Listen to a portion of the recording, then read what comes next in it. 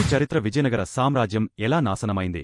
భారతదేశ చరిత్రలో కాలం ఎన్నటికీ చెరిపివేయలేని ఒక నగరముంది. ఈ రోజు అక్కడ కనిపించేది కేవలం రాళ్ళు, విరిగపోయిన గోడలు, నిశ్శబ్దంగా నిలిచిన దేవాలయాలు మాత్రమే. కాని సుమారు 500 సంవత్సరాల క్రితం ఇదే ప్రదేశం ప్రపంచంలోనే అత్యంత ధనిక నగరాల్లో ఒకటిగా వెలుగొందింది. ఇక్కడి మార్కెట్లలో బంగారం, వజ్రాలు, ముత్యాలు బహిరంగంగా అమ్మబడేవి. అరేబియా నుండి గుర్రాలు, చైనా నుండి పట్టు వస్త్రాలు, యూరప్ నుండి వ్యాపారులు అందరూ హంపికే వచ్చేవారు.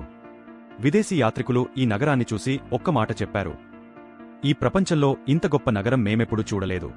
ఈ నగరంలోని ప్రతి రాయి ఒక కథ చెబుతుంది, ప్రతి దేవాలయం ఒక అద్భుతాన్ని దాచుకుంది.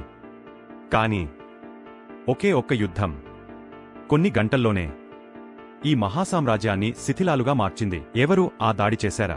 ఎందుకు చేశారా? విజయనగరం నిజంగా యుద్ధంలో ఓడిపోయిందా, లేక అంతర్గత రాజకీయాలే దాని పతనానికి కారణమయ్యాయా? ఈ రోజు మనం తెలుసుకోబోయేది కేవలం హంపి చరిత్ర కాదు, ఒకప్పుడు ప్రపంచాన్ని ఆశ్చర్యపరిచిన విజయనగర సామ్రాజ్యం ఎలా ఎదిగింది, ఎలా కూలిపోయింది అనే పూర్తి కథ. ఇది కేవలం చరిత్ర కాదు, ఒక నాగరికత యొక్క ఉదయం మరియు విషాదకరమైన సాయంత్రం. విజయనగర సామ్రాజ్యం ఆవిర్భావం. ఈ కథను అర్థం చేసుకోవాలంటే మనం దాదాపు 700 సంవత్సరాలు వెనక్కి వెళ్లాలి. అది 14వ శతాబ్దం. ఉత్తర భారతదేశంలో ఢిల్లీ సుల్తానేట్ తన సామ్రాజ్యాన్ని వేగంగా విస్తరిస్తోంది. ఒక్కో రాజ్యాన్ని జయిస్తూ దక్షిణ దిశగా దండయాత్రలు ప్రారంభమయ్యాయి. అనేక దేవాలయాలు దోపిడీకి గురయ్యాయి. చిన్న చిన్న రాజ్యాలు ఒక్కొక్కటిగా బలహీనపడుతున్నాయి. ప్రజల్లో ఒకే ప్రశ్న: దక్షిణ భారతదేశాన్ని ఎవరు కాపాడతారా? అలాంటి సమయంలో చరిత్రలోకి ప్రవేశించారు ఇద్దరు సోదరులు, హరిహరరాయలు మరియు బుక్కరాయలు. వీరి గురించి ఎన్నో కథలు ఉన్నాయి. కొంతమంది చరిత్రకారుల అభిప్రాయం ప్రకారం వారు ముందుగా కంపిలి రాజ్యంలో సేవ చేశారు. తరువాత రాజకీయ పరిణామాల మధ్య మళ్లీ దక్షిణానికి వచ్చి కొత్త రాజ్య నిర్మాణానికి శ్రీకారం చుట్టారు. వారికి మార్గదర్శకుడిగా నిలిచిన మహనీయుడు శ్రీ విద్యారణ్య స్వామి. ఆయన ఒక రాజ్యాన్ని మాత్రమే కాదు, ధర్మాన్ని, సంస్కృతిని, ప్రజల ఆత్మవిశ్వాసాన్ని కాపాడే శక్తివంతమైన సామ్రాజ్యాన్ని నిర్మించాలని సూచించారు. తుంగభద్ర నది ఒడ్డున చుట్టూ భారీ రాతి కొండలు, సహజ కోటలా కనిపించే భౌగోళిక నిర్మాణం. శత్రువులకు చేరుకోవడం కష్టమైన ఈ ప్రాంతాన్నే రాజధానిగా ఎంచుకున్నారు. 1336 సంవత్సరం చరిత్రలో ఒక కొత్త అధ్యాయం ప్రారంభమైంది. విజయనగర సామ్రాజ్యం జన్మించింది. ఇది కేవలం ఒక రాజ్యం కాదు, దక్షిణ భారతదేశ ఆశలకు ప్రతీక. రాజధాని పేరు విజయనగరం. ఈ రోజు మనం దీనిని హంపి అని పిలుస్తున్నాం. విరూపాక్షస్వామిని తమ రాజ్యాధిదేవుడిగా భావించిన రాజులు దేవాలయాల నిర్మాణానికి, విద్యకు, కళలకు విశేష ప్రాధాన్యం ఇచ్చారు. వ్యవసాయానికి నీటిపారుదల వ్యవస్థలు నిర్మించారు. వ్యాపారానికి రహదారులు అభివృద్ధి చేశారు. శిల్పులకు, కళాకారులకు రాజప్రోత్సాహం లభించింది. కొద్ది సంవత్సరాల్లోనే చిన్న రాజ్యం ఒక మహాసామ్రాజ్యంగా మారడం ప్రారంభించింది. హంపి స్వర్ణయుగం ప్రపంచాన్ని ఆశ్చర్యపరిచిన మహానగరం. విజయనగర సామ్రాజ్యం స్థాపించిన తర్వాత గడిచింది కొన్ని దశాబ్దాలే. కాని ఆ కొద్ది కాలంలోనే హంపి ప్రపంచం మొత్తం చూసే మహానగరంగా మారిపోయింది. అది సాధారణ రాజధాని కాదు, అది సంపదకు ప్రతీక, అది శక్తికి ప్రతీక, అది భారతీయ నాగరికత గొప్పతనానికి ప్రతీక. ఉదయం సూర్యుడు ఉదయించగానే హంపి వీధులు వేలాది మంది వ్యాపారులతో కిక్కిరిసిపోయేవి. ఒకవైపు అరేబియా దేశాల నుంచి తీసుకొచ్చిన అరుదైన గుర్రాలు, మరోవైపు చైనా నుంచి వచ్చిన పట్టు వస్త్రాలు, ఇంకోవైపు మిరియాలు, యాలకులు, లవంగాలు వంటి సుగంధ ద్రవ్యాలు. ఇవి మాత్రమే కాదు, వజ్రాలు, మాణిక్యాలు, ముత్యాలు కూడా బహిరంగ మార్కెట్లలో అమ్మబడేవని విదేశీ యాత్రికులు తమ రచనల్లో పేర్కొన్నారు. పోర్చుగీసు యాత్రికుడు డొమింగో పైస్ హంపిని చూసిన తర్వాత ఆశ్చర్యంతో ఇలా వర్ణించాడు: నేను చూసిన నగరాల్లో ఇంత గొప్ప నగరాన్ని ఎప్పుడూ చూడలేదు. అతని వర్ణన ప్రకారం నగర వీధులు విశాలంగా ఉండేవి, రాజభవనాలు అద్భుతంగా ఉండేవి. ప్రతిరోజు వేలాది మంది వ్యాపారులు ఇక్కడికి వచ్చేవారు. హంపి సంపదకు మరో నిదర్శనం రాజసైన్యం, వేలాది గుర్రాలు, వందలాది యుద్ధ ఏనుగులు, ప్రత్యేకంగా నిర్మించిన ఏనుగుల సాలలు ఈ రోజు కూడా హంపిలో నిలిచి ఉన్నాయి. ఆ కాలంలో యుద్ధంలో ఏనుగులు ఒక ట్యాంక్లా పనిచేసేవి. కాని హంపి గొప్పతనం కేవలం ధనంలో మాత్రమే కాదు, కళలో కూడా.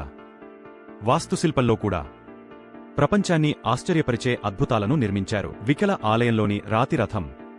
ఈరోజు భారతదేశపు 50 రూపాయల నోటుపై కనిపించే ఈ రథం విజయనగర శిల్పకళకు చిరస్థాయి గుర్తు. వికల ఆలయంలోని సంగీత స్తంభాలు. వాటిని మృదువుగా తట్టితే వేర్వేరు సంగీత స్వరాలు వినిపించేవని చరిత్ర చెబుతోంది. శిల్పం, సంగీతం, విజ్ఞానం మూడింటి అద్భుత కలయికకు ఇదొక గొప్ప ఉదాహరణ. లోటస్ మహల్, రాణుల స్నానగృహం, రాజప్రాసాదాలు, విశాల ఉద్యానవనాలు చూసిన ప్రతి విదేశీయుడు హంపి నగరం అందాన్ని చూసి ఆశ్చర్యపోయేవాడు. హంపి కేవలం ధనిక నగరం మాత్రమే కాదు, అది భక్తికి కూడా కేంద్రం. విరూపాక్షస్వామి ఆలయంలో ప్రతిరోజు వేలాది మంది భక్తులు దర్శనం చేసుకునేవారు. పండుగల సమయంలో నగరం మొత్తం వెలుగులతో కళకళలాడేది.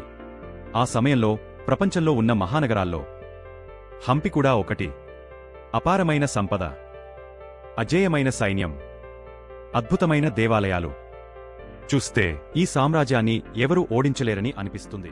కాలం గడిచినా చెరిగపోవు అలాంటి మహానుభావుల్లో ఒకరు శ్రీకృష్ణదేవరాయలు. క్రీ. స. 1509 విజయనగర సింహాసనంపై ఒక యువరాజు అధిరోహించాడు. ఆ రోజు దక్షిణ భారతదేశ చరిత్రలో కొత్త అధ్యాయం ప్రారంభమైంది. శ్రీకృష్ణదేవరాయలు కేవలం ఒక రాజు కాదు, ఆయన గొప్ప యోధుడు, అద్భుతమైన పరిపాలకుడు, కళలకు పోషకుడు, ప్రజలను తన కుటుంబంలా చూసుకున్న నాయకుడు. అందుకే చాలామంది చరిత్రకారులు ఆయన కాలాన్ని the golden age of Vijayanagar అని పిలుస్తారు. ఆయన పాలనలో విజయనగర సైన్యం వరుస విజయాలు సాధించింది. ఉదయగిరి, రాయచూరు, ఒడిశాలోని గజపతి రాజ్యంపై విజయాలు. ప్రతి యుద్ధం తర్వాత విజయనగర సామ్రాజ్యం మరింత శక్తివంతమైంది. కాని ఒక రాజు గొప్పతనం యుద్ధాల్లో గెలవడంలో మాత్రమే ఉండదు, ప్రజలు సంతోషంగా జీవించే రాజ్యాన్ని నిర్మించడంలో ఉంటుంది. శ్రీకృష్ణదేవరాయలు చెరువులు నిర్మించారు, కాలువలు తవ్వించారు, వ్యవసాయానికి నీటిని అందించారు. రైతు బాగుంటే రాజ్యం బాగుంటుందని ఆయన నమ్మకం. వ్యాపారం మరింత అభివృద్ధి చెందింది. అరేబియా నుంచి గుర్రాలు, పోర్చుగల్ నుంచి వ్యాపారులు, దూర తూర్పు దేశాల నుంచి విలువైన వస్తువులు. హంపి మార్కెట్లు ప్రపంచ వ్యాపార కేంద్రంగా మారాయి. ప్రతిరోజు లక్షల విలువైన వస్తువుల కొనుగోలు, అమ్మకాలు జరిగేవి. అల్లసాని పెద్దన, తెనాలి రామకృష్ణ, నంది తిమ్మన వంటి మహాకవులు తెలుగు సాహిత్యాన్ని శిఖరాలకు తీసుకెళ్లారు. శ్రీకృష్ణదేవరాయలు స్వయంగా గొప్ప రచయిత కూడా. ఆయన రచించిన ఆముక్తమాల్యద ఈ రోజుకీ తెలుగు సాహిత్యంలో ఒక అపూర్వ గ్రంథంగా నిలిచింది. ఒక చక్రవర్తి కత్తితో రాజ్యాన్ని కాపాడుతూ కలంతో సాహిత్యాన్ని సృష్టించడం చరిత్రలో చాలా అరుదు. హంపిలో ప్రతి పండుగ ఒక మహోత్సవంలా జరిగేది. వీధులన్నీ అలంకరణలు, దేవాలయాల్లో సంగీతం, నృత్యాలు, వేలాది భక్తులు. హంపి నిజంగా ఒక జీవించే నాగరికత. కాని ప్రతి గోల్డెన్కి ఒక ముగింపు ఉంటుంది. శ్రీకృష్ణదేవరాయల జీవితంలో కూడా కాలం తన నిర్ణయాన్ని ప్రకటించింది. ఆయన ఆరోగ్యం క్షీణించింది. తర్వాత విజయనగర రాజకీయాల్లో నెమ్మదిగా మార్పులు ప్రారంభమయ్యాయి. బయట శత్రువులు ఇంకా ఉన్నారు. కాని సామ్రాజ్యానికి అసలు ప్రమాదం లోపలే మొదలైంది. రాజకీయ పోటీలు, అధికార పోరాటాలు, చిన్న చిన్న నిర్ణయాలు చివరికి ఒక మహాసామ్రాజ్య భవిష్యత్తునే మార్చేశాయి. ఇంకా కొద్ది సంవత్సరాల్లో దక్షిణ భారతదేశ చరిత్రలోనే అత్యంత భయంకరమైన యుద్ధం జరగబోతోంది. ఆ యుద్ధం పేరు తాళికోట యుద్ధం. ఆ ఒక్క యుద్ధం హంపి విధిని శాశ్వతంగా మార్చింది. తాళికోట యుద్ధం ఒకరోజు, ఒక యుద్ధం, ఒక సామ్రాజ్య పతనం. శ్రీకృష్ణదేవరాయల మరణం తర్వాత విజయనగర సామ్రాజ్యం ఇంకా బలంగానే ఉంది. కాని ఆ బలం వెనుక ఒక చిన్న బలహీనత నెమ్మదిగా పెరుగుతోంది. ఆ బలహీనత పేరు అధికార రాజకీయాలు. సింహాసనం మీద రాజు ఉన్నాడు, కాని అసలు అధికారాన్ని నిర్వహించింది ఒక వ్యక్తి, అలియా రామరాయలు. అతను గొప్ప యోధుడు, తెలివైన రాజకీయ నాయకుడు. కాని కొన్ని నిర్ణయాలు చరిత్రను శాశ్వతంగా మార్చేశాయి. ఆ కాలంలో దక్కన్ ప్రాంతంలో 5 సుల్తానులు పాలిస్తున్నారు. బీజాపూర్, అహ్మద్నగర్, గోల్కొండ, బీదర్, బేరార్. ఈ రాజ్యాలు ఒకదానితో ఒకటి తరచు యుద్ధాలు చేసుకునేవి. ఆ విభేదాలను విజయనగరం తనకు అనుకూలంగా ఉపయోగించుకుంది. ఒకసారి ఒక సుల్తాన్కు మద్దతు, మరోసారి ఇంకొకరికి సహాయం. ఈ స్ట్రాటజీ వల్ల విజయనగరం చాలా సంవత్సరాలు బలంగా నిలిచింది. కాని ఒకరోజు ఆ 5 రాజ్యాలు ఒక నిజాన్ని గ్రహించాయి. వాళ్లు ఒకరితో ఒకరు యుద్ధం చేస్తే లాభం విజయనగరానికే. అందుకే తమ శత్రుత్వాన్ని పక్కన పెట్టి ఒకే లక్ష్యంతో చేతులు కలిపారు: విజయనగరాన్ని ఓడించడం. 1565 సంవత్సరం జనవరి 23 తాళికోట సమీపంలోని రక్కసితంగడి మైదానం భారతదేశ చరిత్రలోనే అత్యంత కీలకమైన యుద్ధాల్లో ఒకటి ప్రారంభమైంది. ఒకవైపు విజయనగర సామ్రాజ్యం, మరోవైపు దక్కన్ సుల్తానుల సంయుక్త సైన్యం. యుద్ధం ప్రారంభమైన కొద్ది గంటలపాటు విజయనగర సైన్యమే పైచేయి సాధించింది. వారి ఏనుగులు, వారి అశ్వదళం, వారి సైనికుల ధైర్యం శత్రువులను వెనక్కు నెట్టింది. విజయం దగ్గరలోనే ఉందని అందరూ భావించారు. కాని ప్రతి మహాసామ్రాజ్యాన్ని ఓడించేది ఎప్పుడూ శత్రువు మాత్రమే కాదు, కొన్నిసార్లు ద్రోహం.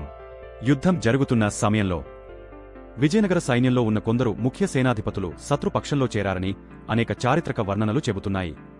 ఆ క్షణం నుంచి యుద్ధ దిశ పూర్తిగా మారిపోయింది. యుద్ధభూమిలో 80 ఏళ్ల వయస్సులో కూడా అలియా రామరాయలు సైన్యానికి నాయకత్వం వహిస్తున్నారు.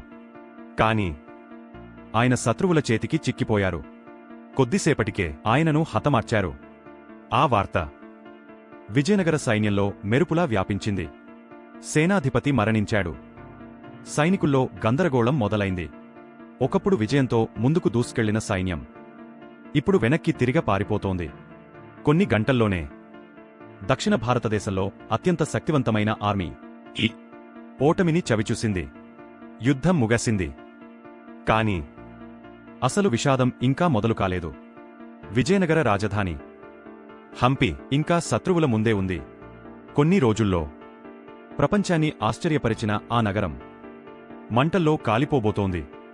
దేవాలయాలు, రాజప్రాసాదాలు, మార్కెట్లు అన్నీ చరిత్రలోనే అత్యంత విషాదకరమైన విధ్వంసాన్ని చూడబోతున్నాయి. హంపి ఎలా శిథిలాల నగరంగా మారిందా? చివరి భాగం. హంపి విధ్వంసం ఒక నాగరికత చివరి శ్వాస. తాళికోట యుద్ధం ముగిసింది. కాని యుద్ధంలో వచ్చిన ఓటమి మాత్రమే విజయనగర సామ్రాజ్యాన్ని కూల్చలేదు. ఆ ఓటమి తర్వాత జరిగిన సంఘటనలే చరిత్రను శాశ్వతంగా మార్చేశాయి. విజయం సాధించిన దక్కన్ సుల్తానుల సైన్యాలు విజయనగర రాజధాని హంపి వైపు కదిలాయి. ప్రపంచాన్ని ఆశ్చర్యపరిచిన ఆ నగరం కొన్ని రోజుల వ్యవధిలోనే దోపిడీకి గురైంది. రాజప్రాసాదాలు ధ్వంసమయ్యాయి. విలువైన రత్నాలు దోచుకుపోయారు. అనేక భవనాలు తగలబెట్టబడ్డాయి. నెలల తరబడి ఈ విధ్వంసం కొనసాగిందని అనేక చారిత్రక వర్ణనలు చెబుతున్నాయి. అయితే ఒక విషయం చాలా మందికి తెలియదు. హంపిలోని ప్రతి దేవాలయం పూర్తిగా నాశనం కాలేదు. విరూపాక్ష ఆలయం ఈ రోజు కూడా నిలిచి ఉంది. శతాబ్దాలుగా అక్కడ పూజలు నిరంతరంగా కొనసాగుతూనే ఉన్నాయి. అది కేవలం ఒక ఆలయం కాదు, చరిత్రను తట్టుకుని నిలిచిన ఒక సాక్ష్యం. చాలామంది ఒక అపోహ నమ్ముతారు: తాళికోట యుద్ధం జరిగిన వెంటనే విజయనగర సామ్రాజ్యం అంతమైందని. కాని అది పూర్తిగా నిజం కాదు. అలియా రామరాయల మరణం తర్వాత తిరుమలరాయలు రాజకుటుంబాన్ని రక్షించి రాజధానిని పెనుకొండకు మార్చారు. సామ్రాజ్యం మరికొన్ని దశాబ్దాలు కొనసాగింది. కాని హంపి మాత్రం తన పూర్వ వైభవాన్ని ఎప్పటికీ తిరిగా పొందలేకపోయింది. నలుమూలల నుంచి లక్షలాది మంది పర్యాటకులు ఇక్కడికి వస్తారు. విరిగిపోయిన ప్రతి స్తంభం, కూలిపోయిన ప్రతి గోడ ఒకప్పుడు ఇక్కడ ఎంత గొప్ప నాగరికత ఉండేదో మనకు గుర్తుచేస్తుంది. చరిత్ర మనకు ఒక గొప్ప పాయం చెబుతుంది: ఎంత శక్తివంతమైనా ఒకరోజు కూలిపోవచ్చు. బయటి శత్రువుల వల్ల మాత్రమే కాదు, లోపలి విభేదాలు, తప్పు రాజకీయ నిర్ణయాలు, అహంకారం ఇవన్నీ కలిసి కూడా ఒక మహాసామ్రాజ్యాన్ని పతనం చేయగలవు. ఈ రోజు హంపి శిథిలాల్లో నడుస్తుంటే అక్కడి నిశ్శబ్దం ఒక కథ చెబుతుంది. ఆ కథ విజయాల గురించి, వైభవం గురించి, యుద్ధాల గురించి, మరియు కాలం ముందు ఏ శక్తి శాశ్వతం కాదనే నిజం గురించి. ఒకప్పుడు ప్రపంచాన్ని ఆశ్చర్యపరిచిన విజయనగర సామ్రాజ్యం ఈ రోజు చరిత్ర పుస్తకాలలో ఉంది. కాని దాని లెగసీ మాత్రం శాశ్వతం. ఈ వీడియో మీకు నచ్చితే ఒక లైక్ చేయండి. మన ఛానల్ను సబ్స్క్రైబ్ చేసి బెల్ను తప్పకుండా నొక్కండి.